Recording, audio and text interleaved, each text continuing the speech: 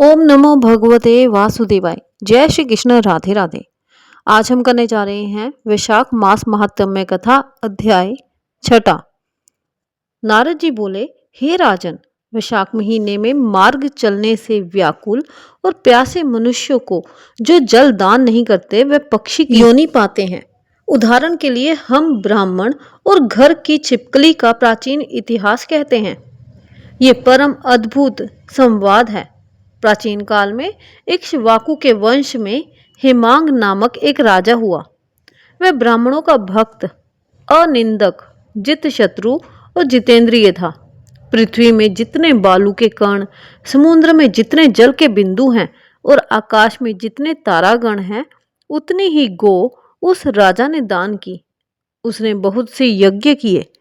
उन यज्ञों की कुशाओं से पृथ्वी पर कुशा ही कुशा दिखाई देने लगी तथा गौ, भूमि, तिल और स्वर्ण दान से बहुत से ब्राह्मणों को प्रसन्न किया। कोई ऐसा दान नहीं जो उसने नहीं किया। लेकिन हे राजन, सुख की इच्छा करने वाले उस राजा ने एक जल दान नहीं किया। ब्रह्मपुत्र महात्मा वशिष्ठ ने उसे ज्ञान भी कराया कि जल दान करो, परंतु उसने दुर्बुद्धि और हेतुवाद से कहा कि जल तो बिना मूल्य ही मिलता है, इसे दान करने वाले को क्या फल मिलेगा। ऐसी अनेक बातें कही और ब्राह्मण को जल दान नहीं किया और कहने लगा कि अलभ्य वस्तु दान करने से पुण्य मिलता है और यही ठीक भी है। वह राजा लूले, लंगड़े, दरिद्र और जीविकाहीन ब्राह्मणों की सेवा तो करता था, किंतु वेद पाठी, तत्वज्ञानी और ब्रह्मवादियों की पूजा नहीं करता था। वह राजा कहता था कि विख्यात ब्राह्मणों की पूजा सेवा तो सभी करते हैं, लेकिन अनाथ, बिना पढ़े लिखे, लूले लंगड़े ब्राह्मण और दरिद्रों की बड़ी दुर्गति है। अतः ऐसे ही लोग मेरी दया के पात्र हैं। इस प्रकार वह दुर्बुद्धि कुपात्रों को दान देता रहा। इस महादोष के कारण 3 जन्म तक उसे चातक की योनि मिली। फिर 1 जन्म गिद्ध बना और 7 जन्म तक कुत्ते की योनि में रहा। फिर हे राजन, ये एक राजा के घर छिपकली की योनि में जाकर रहा। उसका नाम श्रुति कीर्ति था और मिथिलापुरी का राजा था। छिपकली घर के दरवाजे की चौखट के ऊपर कीड़ों को भक्षण करती हुई 87 वर्ष तक वहीं रही। एक दिन दैव योग से मुनियों में श्रेष्ठ श्रुति देव नामक ऋषि दोपहर के समय मार्ग से थके मिथिलापति के घर आए। ऋषि को देखकर राजा अत्यंत प्रसन्न होकर सहसा उठकर बड़े आदर सत्कार से पूजन कर चरण धोने लगा और चरणोदक को अपने मस्तक पर छिड़का। तब दैव योग से एक बूंद जल उस छिपकली पर गिर पड़ा। जल की बूंद पड़ते ही उसे ज्ञान हो गया और नाना योनियों में दुखों से दुखित हो ब्राह्मण देवता से हाय हाय कर कहने लगी कि हे ब्राह्मण, मेरी रक्षा करो। एक छिपकली का ऐसा शब्द सुनकर ब्राह्मण को बड़ा आश्चर्य हुआ और वह कहने लगा, हे गोधा, तू कहाँ है? क्यों विलाप करता है? तेरी ये दशा कैसे हुई है? तू देवता है या पुरुष है या कोई राजा है अथवा ब्राह्मण? हे महाभाग, तू कौन है? कहो तो सही, मैं आज ही तेरा उद्धार करूंगा। ऋषि की ऐसी बात सुनकर वह राजा महामतिमान श्रुति देव जी से कहने लगा कि हे ब्राह्मण, मेरा जन्म इक्ष्वाकु कुल में हुआ था और मैं वेद शास्त्रों का पूर्ण ज्ञाता था। पृथ्वी में जितने रज के कण हैं, जितने जल के बिंदु हैं, जितने आकाश में तारागण हैं, उतनी ही गो मैंने दान की। मैंने सभी यज्ञ किए, वापी, कूप और तालाब बनवाए, अनेक दान किए और धर्म पूर्वक राज्य भी किया। तो भी मेरी ऐसी दुर्गति हुई और मुझे स्वर्ग ना मिला। 3 जन्म तक मुझे चातक योनि मिली और 1 जन्म में गिद्ध हुआ। फिर 7 जन्म तक कुत्ते की योनि पाई। अभी ये राजा आपके चरणोदक को छिड़क रहा था, तब एक बूंद चरणोदक उछल कर मेरे ऊपर आ पड़ी। उसी के पड़ने से मुझे पूर्व जन्म का स्मरण हो आया और मेरे सब पाप दूर हो गए हैं। हे द्विजवर, 28 जन्म तक मुझे छिपकली की योनि भोगनी पड़ी। तरह तरह की दैवी सृष्टि दिखाई देती है, अतः अब मैं इन जन्मों से डरता हूँ।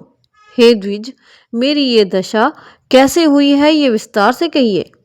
ये सुनकर द्विज ने ज्ञान चक्षु द्वारा सब वृतांत जान लिया और कहने लगे, हे राजन, मैं तेरी इस बुरी योनि का कारण कहता हूँ, चित्त लगाकर सुनो।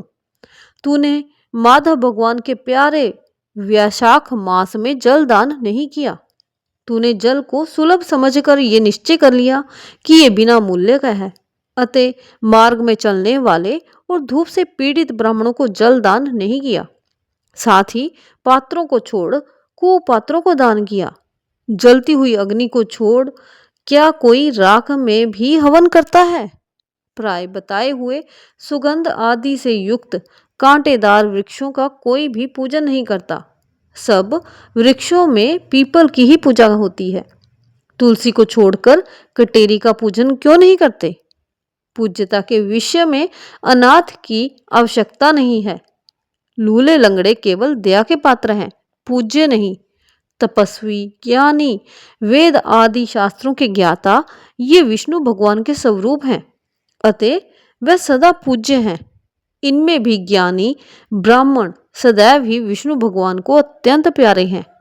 इसी कारण से ज्ञानी ही सदा पूज्यों में भी अधिक पूज्यतम है और साधु महात्माओं की अवज्ञा इस लोक और परलोक दोनों में दुखदाई है। महापुरुषों की सेवा ही धर्म, अर्थ, मोक्ष का कारण है। ऐसे ही करोड़ों अंध जाति कर्तव्य को नहीं देखते। ऐसे मंद आश्रम के लोगों की संगति से कुछ नहीं मिलता है। वैसे ही जलमय तीर्थ और मिट्टी अथवा पत्थर के बने देवताओं से भी तत्काल कुछ लाभ नहीं होता है। ये तो बहुत काल में पवित्र करते हैं, किंतु साधु महात्मा दर्शन से ही पवित्र कर देते हैं। साधु सेवा से कोई सुशिक्षित पुरुष दुखी नहीं होता। जैसे अमृत पान करने से जन्म मरण वृद्धावस्था आदि दुख नहीं देते, तूने जल दान नहीं किया, न साधुओं की सेवा की। हे इक्ष्वाकु नंदन, इसी से तेरी ये दुर्गति हुई है। विशाख में जो मैंने पुण्य किया है वह तेरी शांति के लिए तुझे दूंगा। इसके प्रताप से भूत, भविष्य और वर्तमान कर्मों के संस्कार दूर हो जाएंगे। ऐसा कह जल स्पर्श कर सर्वोत्तम पुण्यों का फल दे दिया। इस तरह जब उस ब्राह्मण ने विशाख में एक दिन के स्नान का फल उसे दे दिया, तब उसके सब पाप दूर हो गए और छिपकली की योनि त्याग कर दिव्य विमान पर चढ़ दिव्य माला, वस्त्र और आभूषण पहन मिथिलापुरी के महल में सब प्राणियों को देखते देखते हाथ जोड़ परिक्रमा दे नमस्कार कर आज्ञा ले स्वर्ग को चला गया। देवता लोग उसकी स्तुति करने लगे। वहां 10,000 वर्ष तक अनेक भोगों को भोग कर वही राजा इक्ष्वाकु के वंश में महाप्रभावशाली काकुत्सथ नाम से पैदा हुआ और सप्तद्वीपवती पृथ्वी का पालन करता हुआ बड़ा ब्रह्मांड साधु सेवी इंद्र का सखा और विष्णु का अंश हुआ। तब वशिष्ठ जी ने वैशाख मास में सब कर्तव्य धर्म सुनाई, जिनके करने से उसके सब दुख दूर हो गए और दिव्य ज्ञान को पाकर विष्णु जी की सायुज्य मुक्ति को प्राप्त हुआ। इसलिए यह वैशाख मास संपूर्ण शुभ फलों का दाता है। इसमें जो मनुष्य यथोक्त धर्म करता है उसकी आयु और यश बढ़ता है, पाप दूर हो जाते हैं, पुरुषार्थ चतुष्टय की प्राप्ति होती है और विष्णु भगवान प्रसन्न होते हैं। अतः ब्राह्मण, क्षत्रिय, वैश्य, शूद्र ये चारों वर्ण, ब्रह्मचारी, गृहस्थ, वानप्रस्थ और सन्यास चारों आश्रम वाले मनुष्यों को वैशाख मास में कहे हुए कर्म करने चाहिए। विशाख मास महात्म्य कथा अध्याय 6 संपूर्णम। भगवान के आशीर्वाद से हर मनुष्य को जितना सामर्थ्य हो उतना दान पुण्य अवश्य करे। वैशाख मास में जल दान, अन्न दान सर्व उत्तम है, इसलिए और कुछ नहीं तो जल दान और अन्न दान अवश्य करें और भगवान विष्णु की कृपा का पात्र बने। बोलो विष्णु भगवान की जय, माँ लक्ष्मी की जय। जय जय श्री राधे श्याम, जय जय श्री राधे श्याम।